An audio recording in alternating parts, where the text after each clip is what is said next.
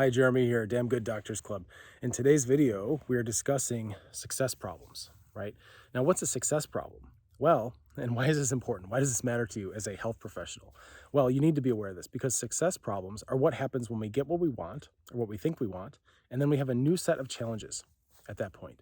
So if you think about it in terms of like climbing a mountain, as you're going up, you may see something that looks like the peak, right? And you get to that place. And once you're there, then you actually have a new perspective and you can realize there's actually another peak a little further off, right? Sometimes we can't see the bigger peaks because we have something in front of us that we have to get over first. And this is where success problems come into play. And you need to be aware of this for two reasons, right? This is multi-layered, just like pretty much everything else that we discuss here.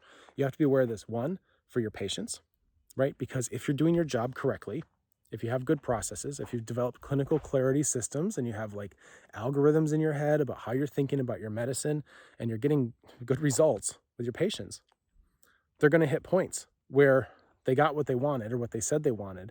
And now they have new problems. New problems emerge, right? Success problems. These are good problems to have, okay? And to become a pro, right, is not to react to those, but to predict them ahead of time. This is big. You got to understand this, right? If you have a lot of experience, you've been paying attention, then you can start to predict the kinds of success problems that your patients will get. And you can have trainings, you can have content, you can have videos around that. You can take them, you can put your arm around their shoulder and take them up and say, listen, we got here. And guess what? There's that next one coming over here. And I know about it and you're going to see it in just a second. I know you can't see what I'm talking about, but we're getting there. And once you get there, we got our way around that too, right? And you have that ready for them. How amazing, right? How relaxing for a patient to go through a process where they know that the practitioner is not only going to help them get to where they're trying to go, but also the practitioner is equipped to be growing ahead of them, right? So that the practitioner knows what's around the next bend, what's over the next little pseudo peak, and how to navigate that. So what does this look like in practical terms? Well, maybe you have a patient who has complex chronic health condition, right? Like for me, I specialize in that area. So it's a lot of fibromyalgia and Lyme disease and mold exposure and these kinds of cases, long haulers.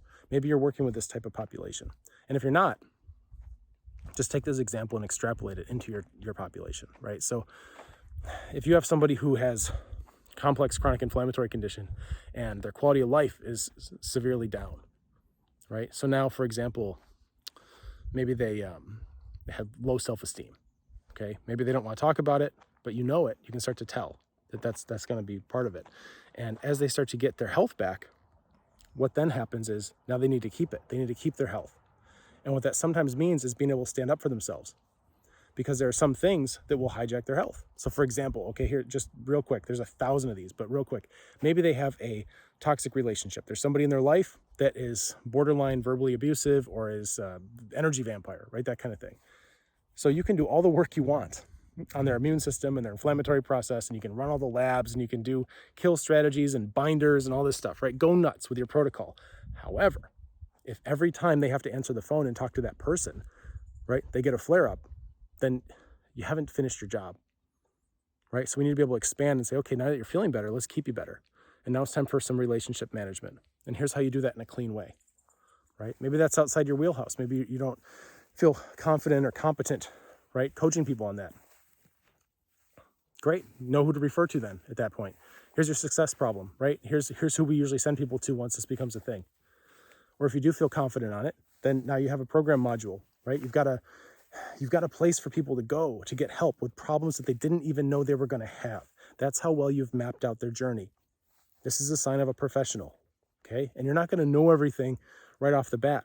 But if you don't have systems around this, right, where you can learn in real time and start to iterate and grow and let your program and let your presence and your practice be an organic, evolving being, right? If you don't know how to create those systems, you're going to have a really hard time keeping up with this stuff. And you're going to be repeating yourself a lot. So don't miss the opportunity to be a more comprehensive guide, right? This is the kind of the call for damn good, right? It's not just like symptom management.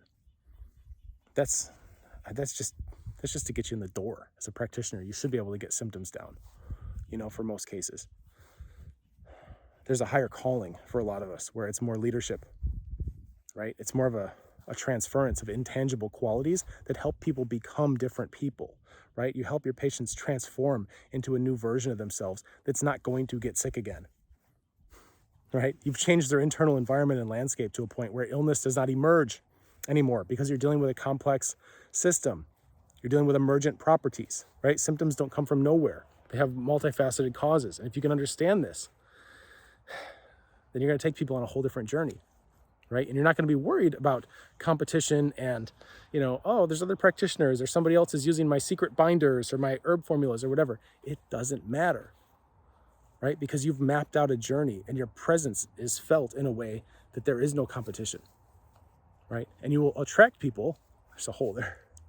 You'll attract people that fit the kind of journey that you're equipped to take them on, which means better results long-term, means more referrals, it means a happier work environment, it means less opportunity for you to burn out, right? It's very important to understand the success problems. So that's reason one is because your patients need you. If you want to be a good long-term provider for them and help them transform and become a different person who doesn't get sick, right, then they need you to understand this stuff. Number two, right, is for you. You need to understand your success problems as a practitioner, as a professional, health professional, right? You're a leader, you're a teacher. You're developing too. You have to be. That's why we work on personal cultivation, right? It's very, very important. It's one of our 3 pillars in the work we do.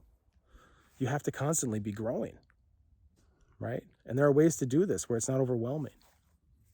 So just know that in your professional life, in your practice, right, that you're going to have success problems. One of the things the most common with, like, I'm mentoring certain practitioners now. I've got select practitioners that I'm taking in for official mentorship, right? And I'll tell you more about that. We have a group. It's free to join. You can apply. I'll take a look and see if you're a good fit for what we're doing.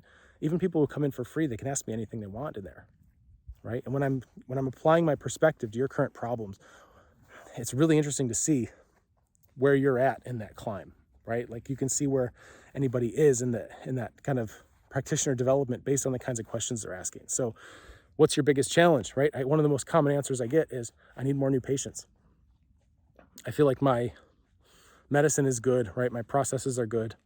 My program's good, whatever it is, however you're delivering your care, right? I feel pretty good about that. I need more new patients. More, right? Which is common. You're right. If that's what you're asking, we all need to do this. Everybody. Attraction is always one of those things that you have to solve and continue solving. How to get more eyeballs on your work so you can help more people, right? Because you have to, right? If you think about it, if people aren't aware of what you're doing, it doesn't matter how great it is, right? So that's one of the things. Oh, I need to get more new patients. Okay, great. Let's solve that, right? What if we start doing some organic and or paid strategies, right? And you start getting your message out there, and now you're getting flooded with new people applying to work with you, right? You're getting your call schedules filling up. I remember those days where I'd look at my schedule, bing, bing, bing, bing, bing, all these calls, right? And I was doing, at the time, I had pivoted my practice. I was going online, and basically I'd just started doing the consultations over the phone or over Skype or something. This was long before any pandemic or anything like that. So, Zoom wasn't even that popular then, but I would still look and I'd see my schedule, bing, bing, bing, bing, bing, and it'd be a day full of ink on the page, right? And then I started to realize this is a success problem. I know how to flood myself with new patients, but guess what? You get what you wish for. So you need to refine your wish, right? Do I want more new patients, or do I want more better new patients, right? Do I want patients that are the best fit for what I do, and how to create systems and filters for that, and how to be in the right places so that those people find you naturally, right? So that you're not just your face on a billboard getting everybody who drives by calling you and taking up your precious time on calls, right? So we get a success, right? Okay, I can crack open the floodgates. We can get all these new patients, new prospective patients coming in, right? But then what? Now the problem is my schedule's full, and I'm always on the phone talking to people who, a lot of them aren't good fits for my work. Wasting a lot of time, wasting a lot of oxygen, right? I could be doing other things. I've got kids, I've got a family, I've got professional interests. I want to be researching and learning more stuff. Can't do it on the phone, right? So the questions start to evolve, right? Oh, how do I get more patients? Okay, well, let's do that. Go ahead, see how that feels, right? You're flooded now. Most of them are bad fits, and you've set up a business model where you're on the phone all the time. Enjoy it, right? You got what you asked for. I know I did, right? Then the next thing is like, okay, how do I filter these? You know, how do I refine this? Turns out I don't want more. I want better. Turns out I don't want quantity. I want quality. How do I do that? Great. Let's get some systems around that. This is what we do, right? So my job, as far as the practitioners that are under my umbrella, right? The people who come in, Damn Good Doctors Club, and they're in my world, we get some systems around this stuff. We take things that are tried and true, right? Stuff that I've developed in my own practice, little workarounds, different ways to see what it is you're doing, right? And you start to shift your systems so that you're not on the phone all day with people. You're not on the phone at all, actually, if you don't want to be. It's really quite interesting. There's this idea from like engineering, basically, but the best way to optimize a variable is to eliminate it, if possible, right? So when we take a minimalist look at how do we create an online practice that's more than just telehealth, right? How do we create an online practice that's really about our actual values of connecting to other people, helping them grow, helping them feel better, right? Getting results for our patients, and at the same time creating freedom for ourselves and freedom for them. Because here's another one, right? As much as I didn't want to be on the phone all day long with scheduled, Zoom calls or Skype calls or whatever it was, as much as I didn't want to be doing that, having to be somewhere at a certain time, right? Not having time freedom. Guess what? My patients didn't want to be doing that either, right? Think about it from your patient's perspective. Wouldn't they rather be free of time obligations? Have you ever noticed that your patients, as much as it's great to see them on their appointments, whether you're brick and mortar or on the phone or whatever, as much as it's great to interact with them, that maybe they'd rather just have a free day with no ink on the page, right? So by revamping your entire systems and helping yourself have time freedom, you're actually helping your patients have time freedom too. And you might be surprised that they appreciate that. It's a whole different deal, right? When somebody can just pop in, ask you a quick question via text, get an answer within 24, maybe 48 hours. They don't have to wait for some visit that's 6 weeks out, right? And neither do you.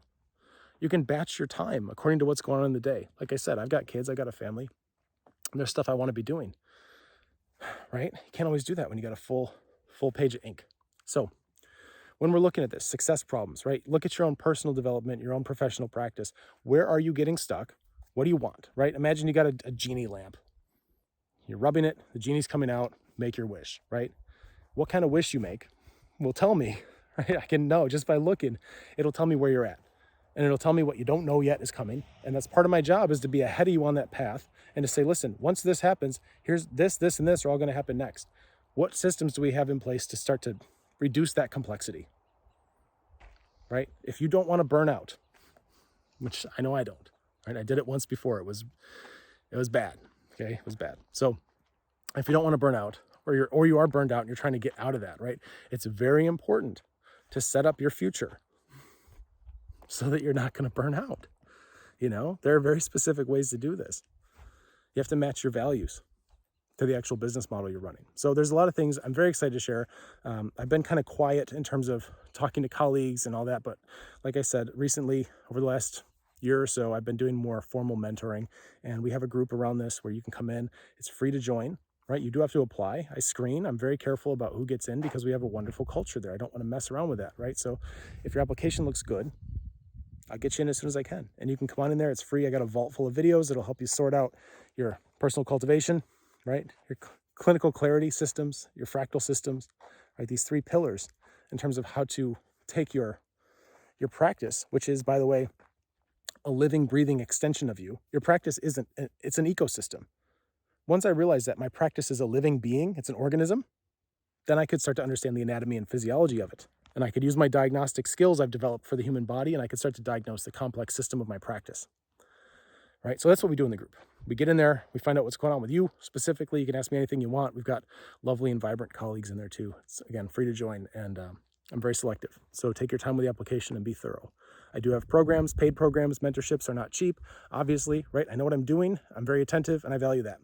So if that's something you're thinking about, why not join the group first for free? Just come check me out, right? Kick the tires a little bit, test drive. What's it feel like to walk around in these shoes? See if the relationship's a good fit before any kind of commitment. That way I can also be, it works both ways. I'll be checking you out too. So I'll see you there. All right, get to work.